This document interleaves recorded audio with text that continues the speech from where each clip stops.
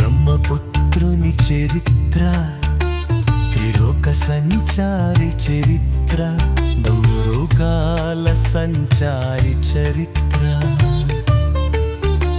బిందామారారు కన్ని చరిత్రడా.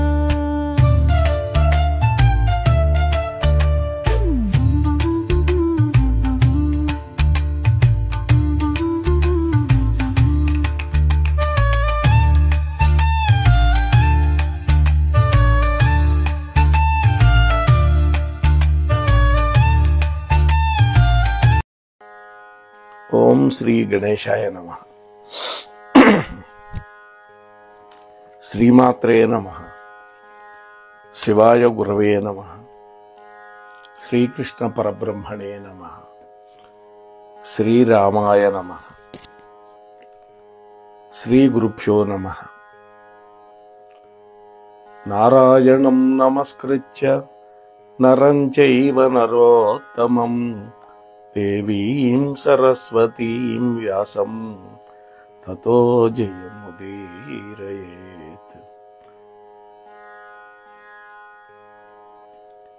మోహనవాణి ఛానల్ ద్వారా అత్యంత భక్తి శ్రద్ధలతోటి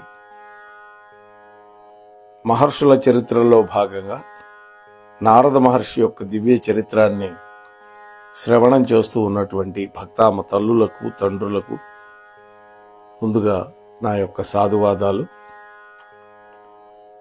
నిన్న మనం 8వ భాగంలో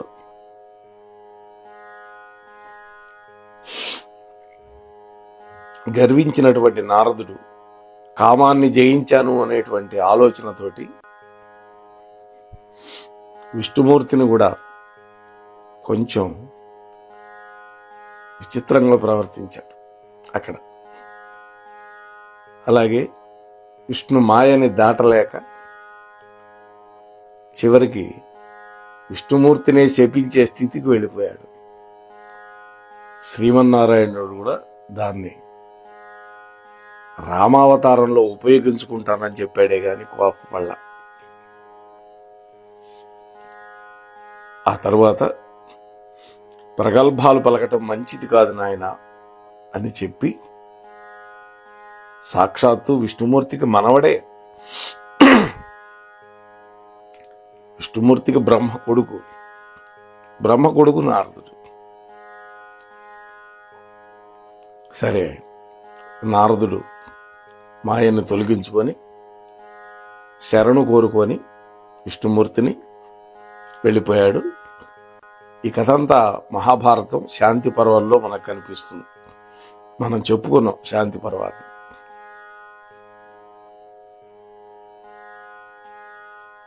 ఆ తర్వాత నారద మహర్షి మళ్ళీ బద్రికావనానికి వెళ్ళాడు. వెళ్ళి నారాయణ మహర్షి నమస్కరించాడు. అప్పుడు ఆ మహర్షి అన్నాడు, నారదా, నువ్వు పెళ్లి చేసుకోవాల్సినటువంటి అమ్మాయి పుట్టే ఉన్నది. ఆమె పూర్వజన్మలో నీ భార్య మాలావతి. ఆమె నీకోసమే వేచి ఉంది. ఆమె ఇప్పుడు శృంజేయుడు అనేటువంటి వాడి కూతురుగా పుట్టింది. నువ్వు వెళ్ళి ఆమెను వివాహం చేసుకో అన్నాడు. అప్పుడు పర్వతుడు తన మిత్రుడైనటువంటి నారదుడు చిక్కిపోతూ విచారానికి లోనై ఉన్నటువంటి కారణాన్ని దివ్య దృష్టితో గ్రహించాడు. ఓహో, గత జన్మలో భార్య మీద మనస్సు లగ్నం చేసుకొని ఉన్నాడు నా మిత్రుడు. కానీ నాతో ప్రతి విషయం చెప్పేటటువంటి ఒడంబడిక చేసుకున్నప్పటికీ కూడా నాతో చెప్పకుండా తన మనస్సులోనే పెట్టుకున్నాడు. బహుశా నేను కూడా పోటీకి వస్తాను అనుకున్నాడేమో.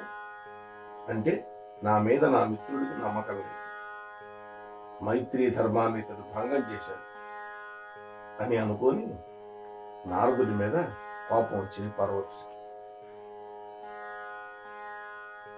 వెంటనే వచ్చి, ఓ మిత్రమా, నువ్వు నీ మనస్సులో పెట్టుకొని ఒక విషయాన్ని, ఆ రహస్యాన్ని నా దగ్గర దాచిపెట్టావు. ఎట్లాగైనా నీకు ఈ కన్యతో వివాహం జరగబోతుంది, కానీ నాతో చెప్పకపోవటం వల్ల నా పట్ల అపచారం చేసినట్లే, మన స్నేహానికి ద్రోహం చేశావు. అందుకని నేను శపిస్తున్నాను. వివాహం చేసుకున్న మరుసటి రోజు నుంచి నీ ముఖం ఆమెకు కోతిలాగా కనపడుతుంది అని శాపం పెట్టాడు. చూసారా లీలలు ఎట్లా ఉంటాయి? పరమాత్ముడు యోగం, తపస్సు ఈ రెండు కూడా మానవుడికి శక్తినిస్తాయి. అయితే ముందే గనక ఇతడిలో జ్ఞానం, వివేకం గనక లేకపోతే ఆ తపస్సు యొక్క బలము, యోగ బలం అన్నీ కూడా మూర్ఖుడి చేతిలో ఉన్నటువంటి ఆయుధాల్లాగా దుర్వినియోగం అయిపోతాయి. ఈ కథలన్నీ చెప్పే నీతులు ఇవే, మనం జాగ్రత్తగా పట్టుకోవాలి. తపోబలం వల్ల, యోగ బలం వల్ల శక్తులు వస్తాయి అనుకున్నాం కదా, కానీ ఆ శక్తిని వినియోగించుకోవాల్సినటువంటి ఒక వివేకం ఉండాలి. అలాగే ఆ శక్తిని ఎలా నిగ్రహంతో ఉండాలో కూడా ఈ కథ వల్ల మనకు అర్థమవుతుంది. శక్తి ఉండడం ప్రధానం కాదు, దాన్ని అదుపులో పెట్టుకోవాలి. ఎక్కడ ఉపయోగించాలో అక్కడ మాత్రమే వాడాలి. ఇది కదా ఇక్కడ ఉన్నటువంటి గొప్ప విశేషం. ఇక్కడ ఈ విషయాన్ని మిస్ అయ్యాడు నారదుడు, మిస్ అయ్యాడు పర్వతుడు కూడా మిస్ అయ్యాడు. ఇదే ఇక్కడ ఈ కథలో ఉన్నటువంటి ఒక అద్భుతమైనటువంటి విషయం.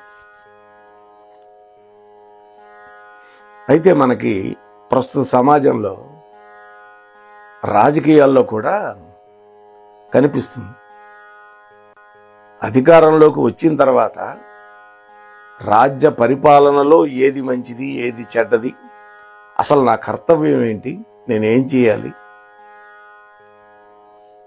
నేను డబ్బు సంపాదించాలా లేకపోతే కీర్తి సంపాదించాలా, రెండింటికి సంబంధించిన పుణ్యం సంపాదించాలా అనే ప్రశ్నలు వేసుకునే వివేకం ఇవాళ పాలకులకు ఎంతో అవసరం. ప్రజలకు సేవ చేస్తే పుణ్యం వస్తుంది. ఒక్కోసారి కీర్తి రాకపోవచ్చు, లేదా కీర్తి రాను కూడా వచ్చు. అయితే వీటన్నిటికంటే అధమాధమం ఏమిటంటే ధనం మీద విపరీతమైనటువంటి ఆశ పెట్టుకోవడం.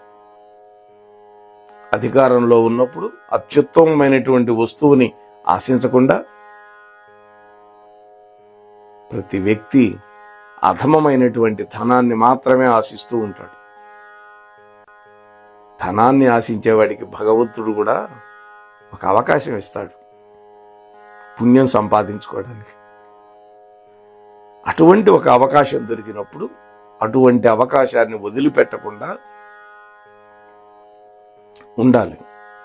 అంతేగాని ఎందుకు పనికిరానటువంటి అనర్థహేతువైనటువంటి డబ్బును మాత్రమే సంపాదించుకుంటూ ఉంటారు నేటి సమాజంలో పాలకులు. అంటే ఇది కేవలం అవివేకం. అట్లాగే అధికారం సులభంగా లభించవచ్చు కానీ వివేకం లభించడం అంత సులభం కాదు. తపస్సులు చేసి కూడా ఆనాడు వివేకాన్ని అడగలేదు వాళ్ళు. చూసారా, సంపాదించే ప్రయత్నం కూడా చేయలే వివేకాన్ని. నారదుల వారి చరిత్ర ఇట్లా ఉంది. పర్వతుడు నారద మహర్షిని ఈ విధంగా మళ్ళా శపించగానే నారదుడు అందరికి బదులుగా విధి విలాసాన్ని ఎవరు తప్పించగలుగుతారు, నా కర్మ నీ కర్మ ఇట్లా ఉన్నాయి, పూర్వజన్మ ప్రారంధం వల్ల ఈమె నాకు భార్య కావాల్సి ఉన్నది, అయితే నీకు చెప్పడానికి సంకోచపడ్డాను. నిజమే, నీ మనస్సులో ఏముందో అనేటువంటి అనుమానం కూడా నాకు వచ్చింది. అంటే మిత్రుడు అయినటువంటి నిన్ను అవమానించాను, ఇది వాస్తవమే. దానికి ప్రతిఫలంగా ఇంతటి అనర్థం జరిగింది. నువ్వు నన్ను శపించావు. చూడండి ఎన్ని శాపాలు వస్తున్నాయో నారదుడికి.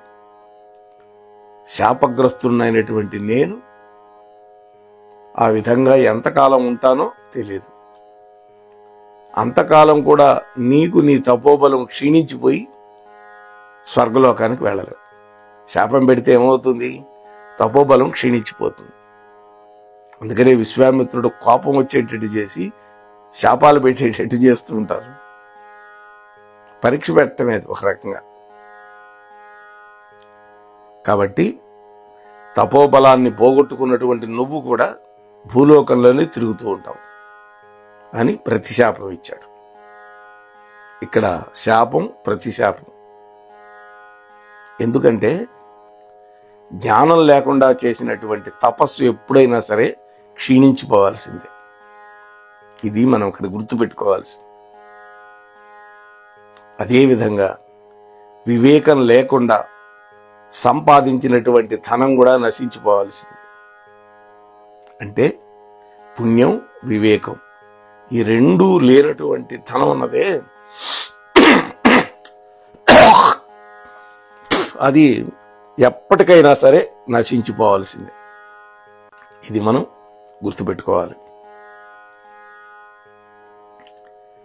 ధనాన్ని క్రమంగా సంపాదించినా కూడా లేదా అక్రమంగా సంపాదించినా కూడా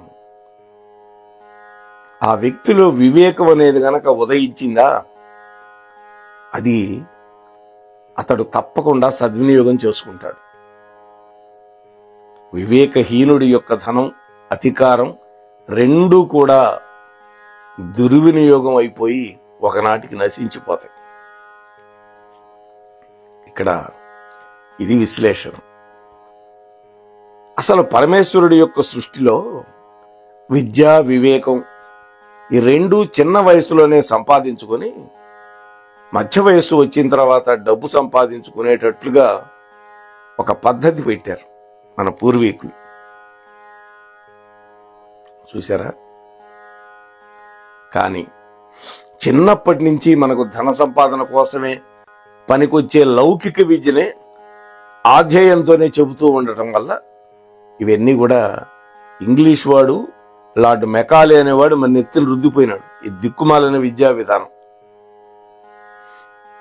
వివేకం కోసం వాడుకోవాల్సినటువంటి బాల్యావస్థని కూడా ధన సంపాదన ధ్యాసతోనే సరిపెట్టేస్తున్నారు.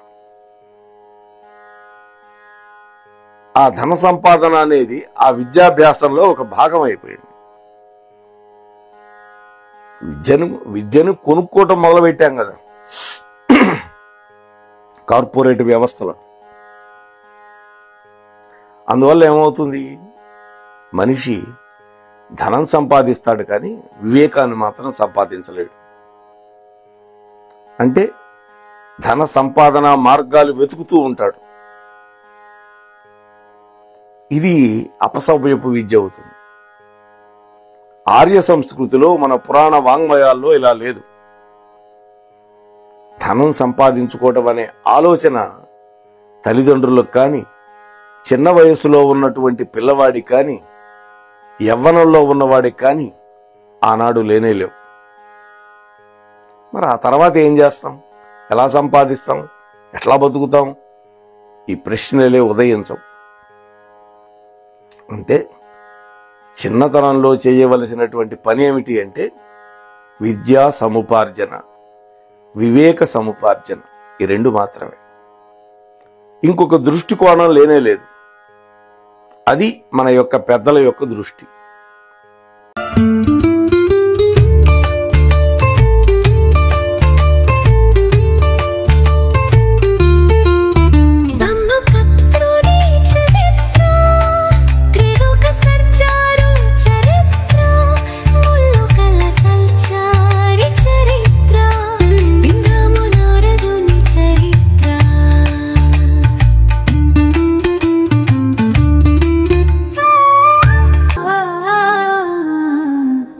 మోహనవా